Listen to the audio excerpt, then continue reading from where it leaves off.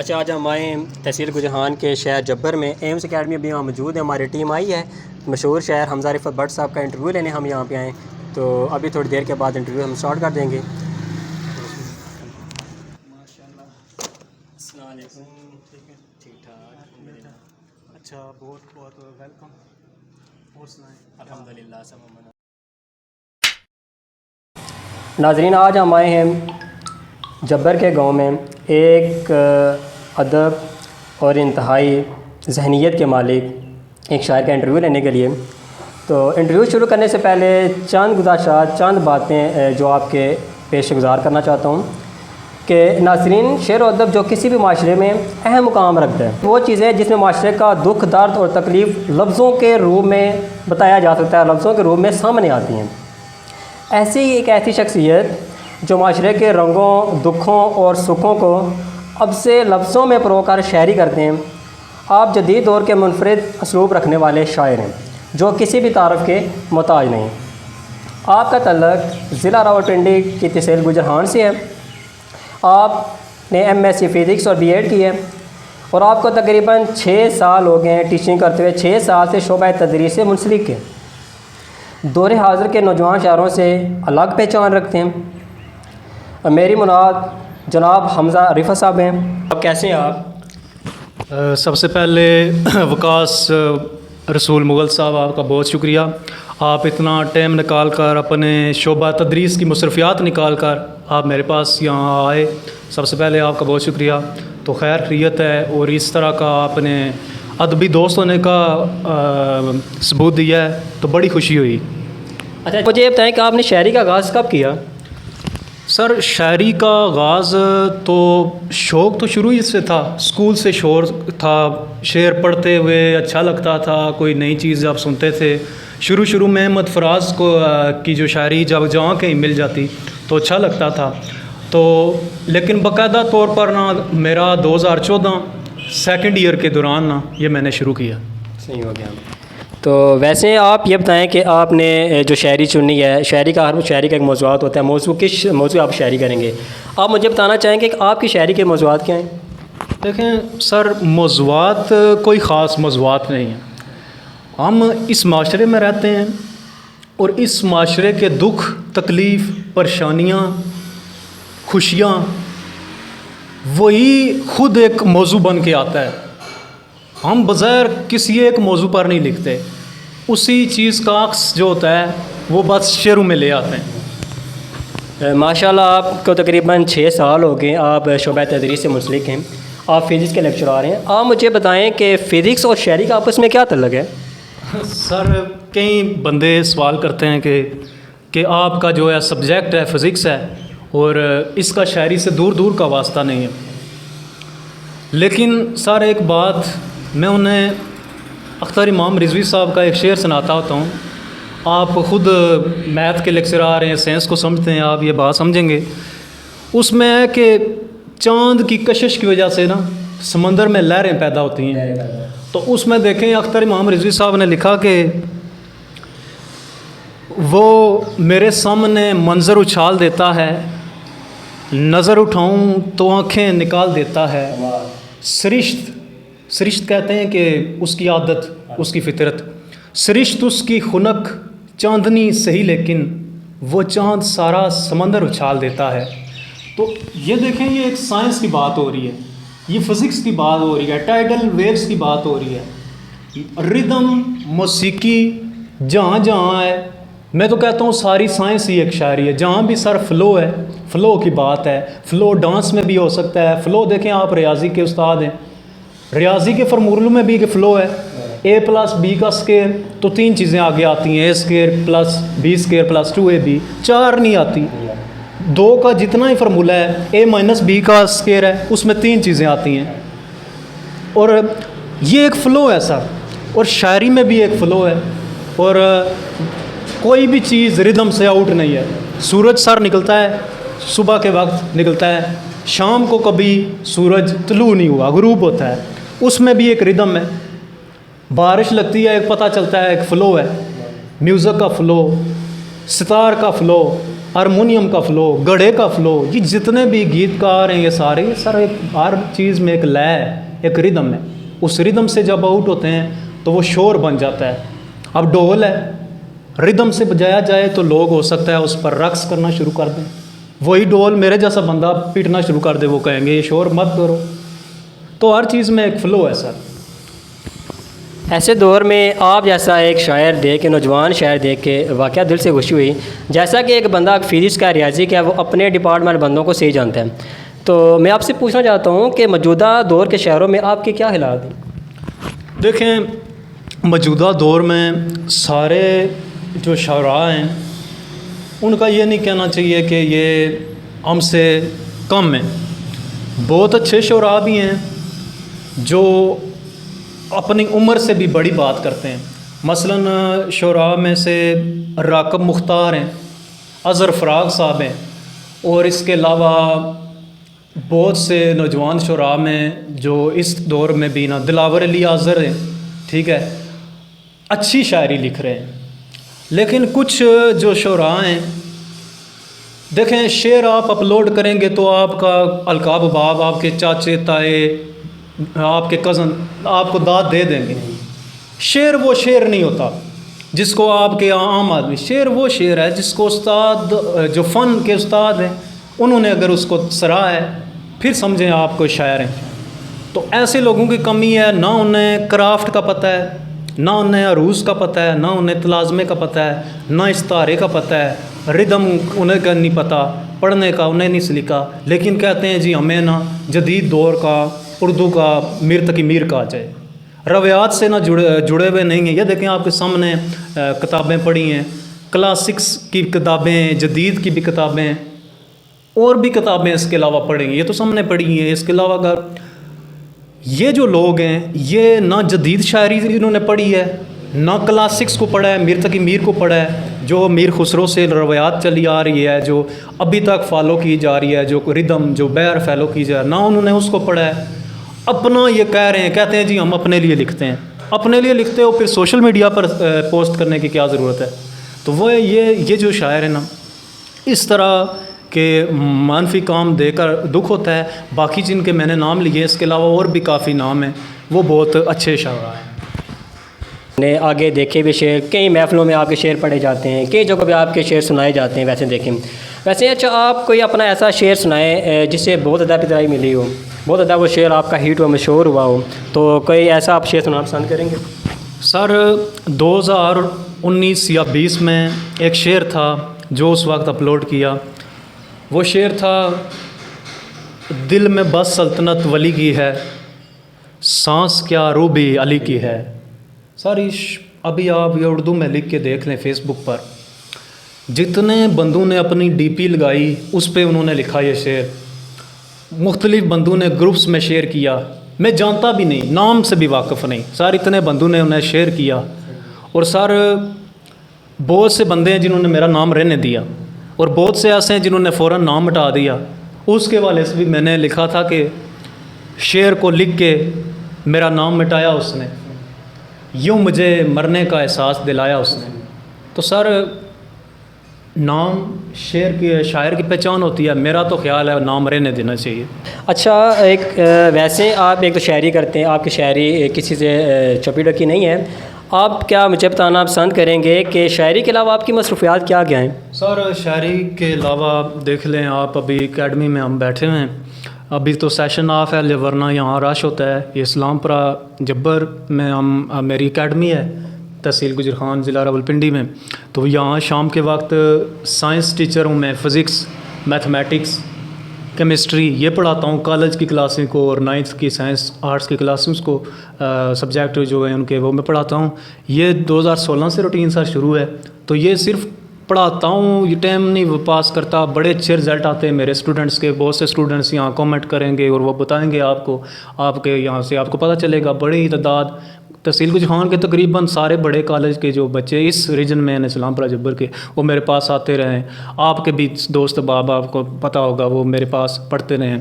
تو یہ سارا میری مصروفیت ہے. پہلے ٹائم کالج، پرائیویٹ سیکٹر میں کالج میں ادھر کام کرتا ہوں، کالج میں ہی پڑھاتا ہوں، فزکس کا ٹیچر ہوں، MSc فزکس ہوں تو فزکس پڑھاتا ہوں، شام کو یہاں میتھمیٹکس زیادہ تر۔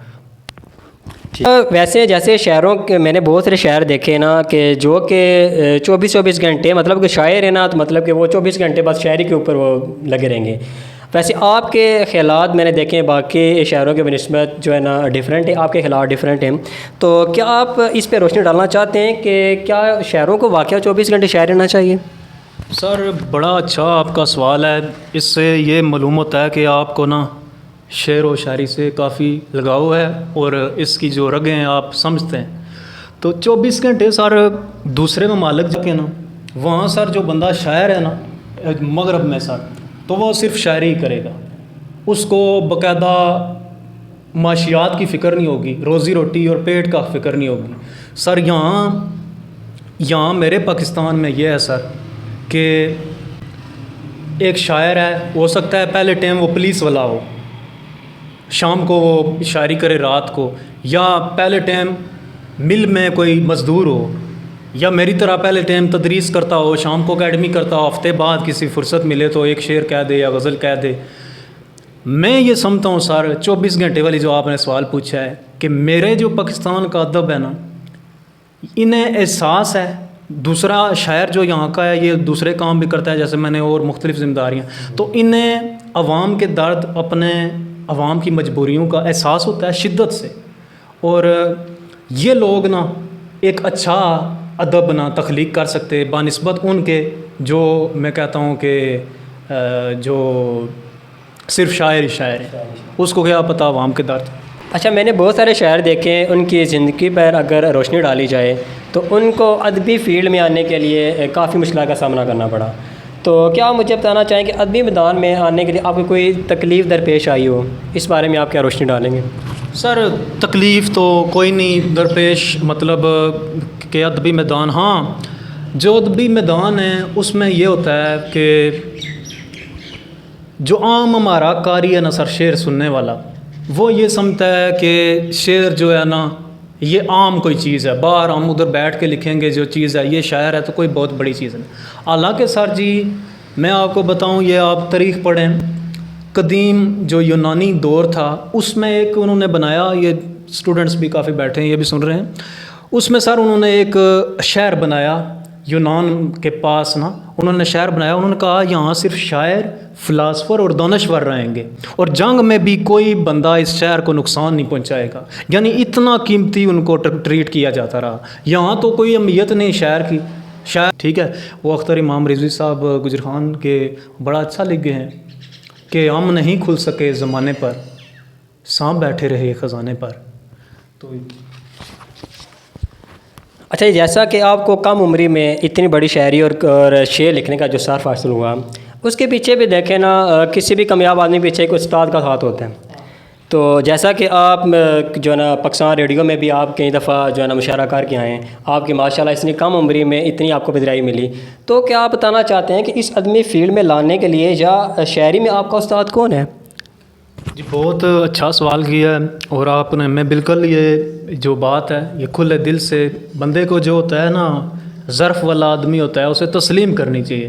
مجھے شوق تو تھا، میں نے کہا آپ کو شروع سے 2014 سے شوق تھا، باقاعدہ مجھے جو ادبی محفلوں میں جو لایا ہے وہ میرے استاد پروفیسر ثاقب امام رضوی صاحب نے لایا ہے، اور وہی میرے اس فن میں استاد ہیں، انہی سے ہی اصلاح لیتا ہوں میں اشعار کی، اور وہ خود شاعر اہل بیت ہیں، بڑے شاعر ہیں، اور بہت ہی فخر کی بات ہے میرے لیے کہ اس شخصیت سے میرا شاگردی کا رشتہ ہے، تو یہ بہت بڑے اعزاز کی بات ہے۔ تو انہی کی نسبت سے میں ادبی میدانوں میں بھی آیا، ادبی میدانوں میں بھی انہی نے مجھے متعارف کرایا، میری کوئی پہچان نہیں تھی، یہ ان کا عالی ظرف ہے، عالی ظرف شخصیت ہے ان کی، جو مجھ جیسے یہ نوجوان آدمی کو بھی انہوں نے موقع دیا، اور بہت ہی بڑی شخصیت ہیں ان کا۔ میں یہاں بھی ایک شعر سناؤں گا اگر آپ اجازت دیں، تو وہ لکھتے ہیں کہ